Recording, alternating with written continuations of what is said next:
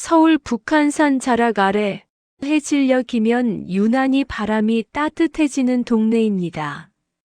가로등이 하나둘 켜지기 시작할 무렵 작은 복지관에서 잔잔한 피아노 소리가 흘러나왔습니다. 연주자는 70대 초반의 노인 정은호. 말수는 적지만 웃음이 부드럽고 누가 보던 나이보다 더 온순하고 조용한 사람이었습니다. 하지만 그는 자신이 누구인지조차 제대로 알지 못했습니다. 40년 전 기억이 통째로 사라진 채 오직 정은호라는 이름으로 살아온 것입니다. 그가 가진 것은 오래된 열쇠 하나와 구겨진 쪽지 한 장뿐입니다. 미안하다. 꼭 돌아올게. 그 쪽지가 자신의 글씨인지 누가 적은 것인지조차 모른 채 그저 유일한 단서라고 믿으며 살아왔습니다. 이날도 은호는 피아노 앞에 앉아 자신도 모르게 손이 먼저 움직이는 그러나 애틋하고 아픈 멜로디를 천천히 연주했습니다. 그 선율은 마치 오래된 편지를 손끝으로 읽어내려가는 듯 사람 마음을 흔들었습니다. 연주가 끝나자 부드럽고 가라앉은 듯한 노년의 목소리가 다가왔습니다. 참 마음이 저릿하네요. 듣다 보면 잊은 사람 이름이 생각날 것 같아요. 은빛 단발머리의 여성 김미정이었다. 60대 후반이지만 고운 인상이 남아있는 사람입니다. 미정은 복지관에서 봉사를 하다가 은호의 피아노 연주에 발걸음을 멈추곤 했습니다. 선생님은 이 곡을 어디서 배우셨어요? 은호는 어딘가 막연한 표정으로 건반을 바라보았습니다. 모르겠습니다. 누가 알려줬던 것 같긴 한데 기억이 흐릿합니다. 미정은 놀라지 않으려 했지만 은호의 손모양, 호흡, 건반을 타는 속도, 모든 것이 40년 전 갑자기 사라진 남편 정혜석을 떠올리게 했습니다. 결혼 초 하루도 빠짐없이 연습하던 그 곡, 혜석의 손등에 있던 길게 남은 흉터, 건반 위에서 웃던 모습까지 미정은 손끝이 저려오기 시작했습니다. 설마 혜석? 그러나 말할 수 없었습니다. 사라진 남편을 다시 찾는다는 건 희망이 아니라 또 다른 상처를 만들 수 있다는 걸 인생이 이미 가르쳐 주었기 때문입니다. 그때 복지관 직원이 헐레벌떡 뛰어왔습니다. 은호 어르신, 누가 어르신을 찾고 있다고 합니다. 40년 동안 사진을 들고 찾았다면서요. 미정은 숨을 삼켰습니다. 40년 동안? 그 말은 미정의 머릿속 깊은 곳에 봉인해둔 그날의 진실을 다시 끌어올렸습니다. 복지관 밖 어둑해진 거리에 한 남자가 서 있었습니다. 50대 초반의 단정한 남자, 미정의 아들인 정윤성입니다. 양손엔 오랜 세월의 빛 바랜 사진 한 장이 들려 있었습니다. 그가 은호를 보더니 금방이라도 울 것 같은 얼굴로 다가왔습니다. 아버지. 은호는 당황했습니다. 저를 아시는 겁니까? 윤성은 떨리는 손으로 사진을 펼쳤습니다. 젊은 부부와 갓난아기, 그리고 환하게 웃는 여자의 얼굴은 바로 서미정, 지금의 그녀였습니다. 아들을 본 미정은 다리가 풀릴 뻔했습니다. 저게 나. 그 순간 미정은 말문이 턱 막혔습니다. 윤성은 울먹이며 말했습니다. 제 아버지는 40년 전에 강에서 실종되셨어요. 그 뒤로 아무도 못 찾았습니다. 그리고 사진 뒷면을 보여주었습니다. 미정아, 오늘 밤 할 말이 있어. 놀라지 말고 기다려줘. 미정의 눈이 커졌습니다. 그 문장은 남편 해석이 마지막으로 남겼던 메모였기 때문입니다. 이제는 찢어질 만큼 오래되었지만 그날의 충격은 아직도 생생합니다. 윤성은 이어 말했습니다. 그리고 아버지가 실종되기 전 늘 치던 곡이 있습니다. 방금 어르신이 친 그 곡입니다. 미정은 헉하고 숨을 삼켰습니다. 은호는 괴로운 듯 머리를 감싸쥐었습니다. 어린아이 울음소리가, 물소리가, 누가 나를 부르는 소리가, 기억의 조각들이 잠시 떠올랐다가 산산조각, 부서져 사라졌습니다. 미정은 은호의 떨리는 손을 조심스레 잡아주었습니다. 괜찮아요. 조급해할 필요 없어요. 그러나 이들이 모르는 사실이 하나 더 있었습니다. 은호는 해석이라는 남자가 아니라 그 해석이 사라진 그날 밤 현장에 있었던 다른 인물이었다는 사실입니다. 그리고 그 사실을 알고 있는 한 사람이 조용히 모습을 드러내려 하고 있었습니다. 며칠 뒤, 윤성은 아버지 실종 사건을 다시 파헤치기 위해 옛 경찰서를 찾아갔습니다. 먼지 쌓인 기록 보관소에서 놀라운 문서를 발견했습니다. 현장에서 다른 남성 발견, 기억 상실 상태, 범죄 조직 연관 가능성, 이송우 기록 없음. 윤성은 뒷목을 짚었습니다. 이 남자가 아버지가 아니라 은호 어르신일 수도 있어. 그 시각 미정은 은호와 함께 옛 추억의 장소들을 돌며 기억을 찾으려 했습니다. 북한산 아래 작은 찻집과 부부 사진을 찍었던 오래된 골목, 해석이 매일 피아노를 치던 허름한 음악 학원을 다니며 기억을 찾으려고 애썼습니다. 그러다 어느 골목에서 은호가 갑자기 멈춰 섰습니다. 여기서 누군가와 실랑이를 했습니다. 미정은 놀라서 숨을 깊게 삼켰습니다. 누구와요?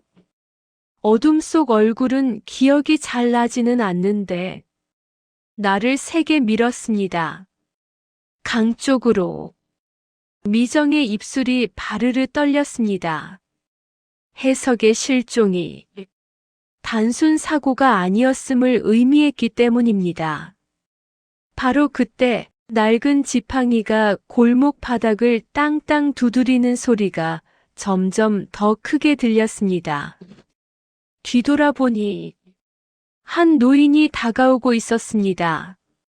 미정과 윤성은 깜짝 놀라서 눈이 휘둥그레졌습니다.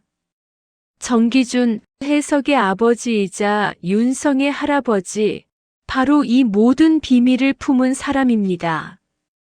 이제야 기억이 들춰지는구먼.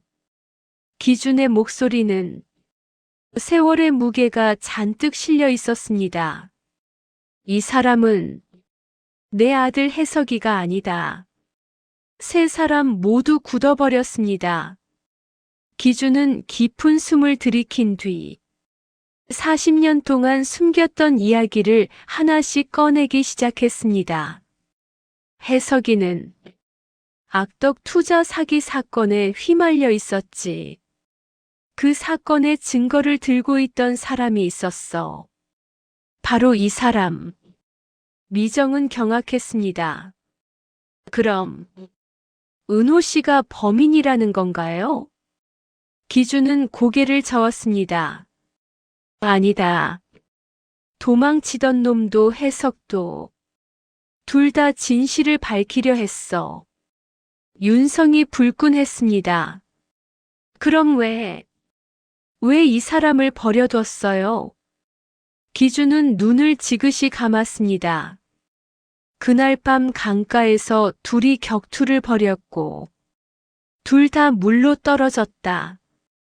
해석이는 떠내려갔고 이 사람은 해석이를 끌어올리려다 기절해 있었어. 그 순간 모두가 얼어붙었습니다.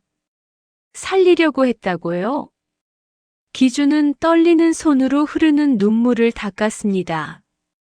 나는 아들 해석이의 잘못이 드러날까 두려워 이 사람의 신분을 숨겼다.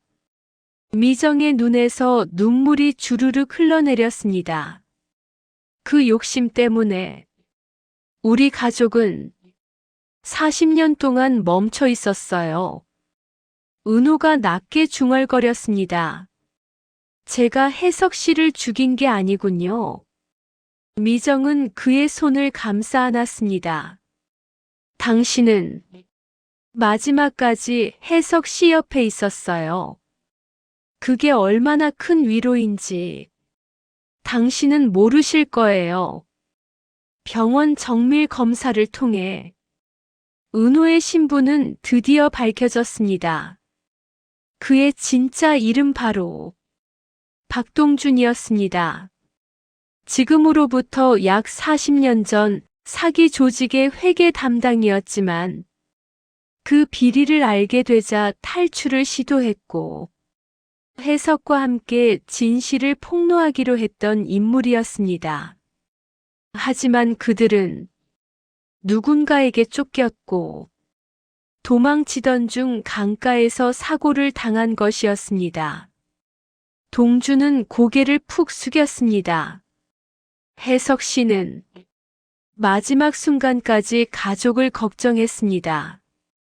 어느새 미정의 눈가가 붉어졌습니다.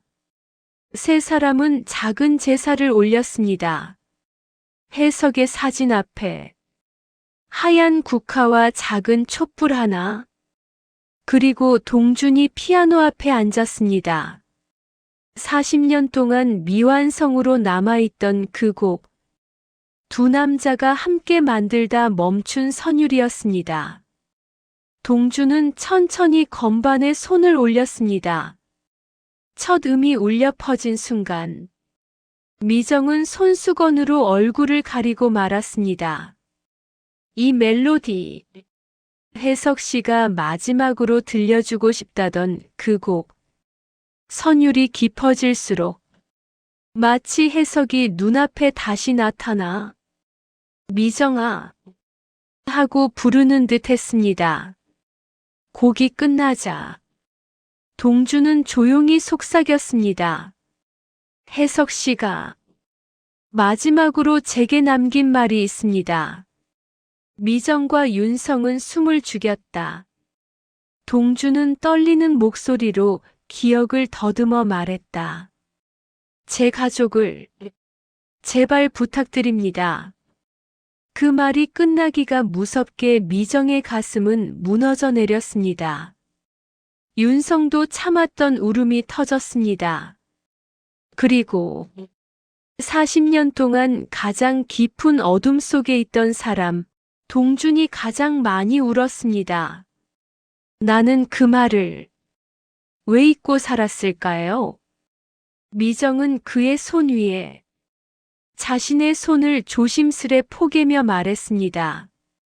이제 당신은 우리 가족입니다. 그날 이후 세 사람은 서로의 빈자리를 채우며 늦은 저녁처럼 잔잔하고 따뜻한 새로운 삶을 함께 걸어갔습니다. 서울 초겨울의 공기는 유난히 맑았습니다. 바람 끝에 실린 냄새는 마치 오래 묵혀둔 앨범을 펼쳤을 때 나는 먼지 섞인 추억의 향기와 같았습니다. 복지관 앞마당에는 낙엽이 천천히 굴러가며 작은 소리를 냈고 그 한가운데서 김미정은 천천히 한 걸음을 내디뎠습니다. 그녀의 시선 끝에는 박동준, 그 사람이 서 있었습니다. 지난 몇 달 동안 미정은 남편의 죽음을 받아들이는 대신 다른 한 사람의 삶을 다시 세웠습니다. 기억을 잃고 누군가의 죄와 오해 속에 묻혀 살아온 남자. 그리고 어느 날 그는 자신의 이름을 되찾았습니다. 동준. 하지만 그는 여전히 40년 전 강가에서 있었던 일을 떠올릴 때마다 자기 탓이 아닌데도 고개를 숙였습니다. 오늘은 왜 밖에 서 계세요? 미정이 부드럽게 말을 건넸습니다. 동주는 천천히 고개를 들고 미소를 지었습니다. 잠깐 바람 좀 쐬고 있었습니다. 모레면 그날이잖아요. 그날은 해석이 떠난 날, 그리고 동시에 동준의 인생도 멈춰버린 날입니다. 미정은 조용히 고개를 끄덕였습니다. 그래서 할 말이 있어요. 동준은 잠시 떨리는 숨을 고르고 천천히 말을 이었습니다. 저 떠나보려고 합니다. 미정의 손끝이 순간 움찔했습니다. 어디로요? 동준은 잠시 하늘을 올려다보았습니다. 햇빛은 얇게 번져 있었고 그 사이로 작은 먼지들이 춤추듯 떠올랐습니다. 윤성이 찾아준 제 가족들. 그분들께 가야 할 것 같습니다. 40년을 기다렸어요. 저도 이제는 제자리로 돌아가야겠지요. 미정의 눈가가 촉촉하게 젖기 시작했습니다. 그러면 저는 다시 혼자가 되는 거네요. 그 말에 동준의 표정이 어두워졌습니다. 미정 씨 덕분에 그동안 행복했어요. 그의 음성은 떨렸지만 부드럽게 미정의 마음을 울렸습니다. 미정 씨가 저를 혜석 씨라고 부른 적은 한 번도 없었습니다. 대신 당신이라고 했죠. 그 말 속에서 저는 살아있음을 느꼈습니다. 미정은 천천히 눈을 감았습니다. 동준 씨 제가 붙잡으면 남으시겠어요? 그 질문은 마치 바람이 멈추고 시간이 잠깐 멈춰버린 듯 공기 속에서 길게 흔들렸습니다. 동준은 잠시 아무 말도 하지 않았습니다. 하지만 잠시 후 그는 아주 조용히 고개를 저었습니다. 미정 씨, 저는 언젠가 떠나야 하는 사람이었습니다. 그걸 알고 있었는데 못 떠났던 겁니다. 밤이 되어 복지관 강당의 불빛이 켜졌습니다. 그곳엔 오래된 피아노 한 대만이 은은한 조명을 받으며 놓여 있었습니다. 미정은 혼자 조용히 앉아 있었습니다. 그리고 그 옆에 동준이 천천히 자리를 잡았습니다. 그는 피아노 앞에 앉아 천천히 건반에 손을 올렸습니다. 혜석 씨가 남긴 마지막 멜로디, 그리고 제가 이어서 완성한 마지막 코드입니다. 그의 손끝이 건반 위에서 부드럽게 떨렸습니다. 그리고 연주가 시작됐습니다. 사랑과 이별이 스며있는 헤어짐과 용서가 뒤섞인 울림, 그리고 마지막에는 희미한 희망이 담긴 작은 떨림까지. 미정의 눈물은 소리를 내지 않은 채 천천히 양보를 타고 주르르 흘러내렸습니다. 마지막 음이 울릴 때 동주는 손을 떼고 조용히 말했습니다. 미정 씨, 이제 정말로 떠날 때가 된 것 같습니다. 미정은 고개를 숙인 채 천천히 고백했습니다. 당신이 제 삶에 와줘서 감사했습니다. 동주는 깊은 숨을 내쉬며 그녀의 손을 꼭 잡았습니다. 저야말로 감사했습니다. 다음 날 새벽, 복지관 앞, 하얀 김이 피어오르는 겨울 공기 속에서 동주는 작은 여행 가방을 들고 서 있었습니다. 미정은 말없이 그를 바라보았습니다. 다시 돌아올까요? 동준이 부드럽게 물었습니다. 미정은 천천히 미소를 지었습니다. 돌아오지 않으셔도 됩니다. 당신도 저도 이제 제 삶을 살아야 하니까요. 하지만 그녀의 눈은 그 말과는 반대로 눈물로 흠뻑 젖어 있었습니다. 동주는 그 눈을 보며 잠시 발을 떼지 못했습니다. 그러다 미정에게 마지막으로 두 손을 잡고 인사했습니다. 행복하세요, 미정 씨. 그 말이 끝나자 동주는 천천히 뒤돌아 걸어갔습니다. 멀어지는 뒷모습이 작아지고 또 작아지고 마침내 거리 끝에서 완전히 사라졌습니다. 그리고 몇 달 뒤 봄이 찾아온 어느 날 복지관 우편함에 하나의 봉투가 도착했습니다. 보낸 사람 최동준. 미정은 떨리는 손으로 편지를 펼쳤습니다. 미정 씨, 전 잘 지내고 있습니다. 잃어버렸던 가족들과도 다시 마음을 이어가고 있고요. 하지만 한 가지는 끝내 잊혀지지가 않네요. 저를 다시 사람으로 만들어 주신 분, 그리고 마지막 연주를 함께 들어주신 분. 어쩌면 그날 당신이 제가 살아온 모든 시간을 바꾼 건지도 모르겠습니다. 다음 생에서라도 꼭 다시 만나서 그때 못한 인사 제대로 하고 싶습니다. 감사했습니다. 행복했습니다. 당신이 불러준 제 이름을 평생 잊지 않겠습니다. 편지를 읽고 난 뒤 미정은 조용히 눈을 감았습니다. 그리고 창밖에 따뜻한 햇살이 비춰오는 가운데 아주 천천히 미소를 지었습니다. 동준 씨, 부디 행복하세요. 그녀의 목소리는 봄바람 속으로 조용히 흩어져 갔습니다. 시청해 주셔서 감사합니다.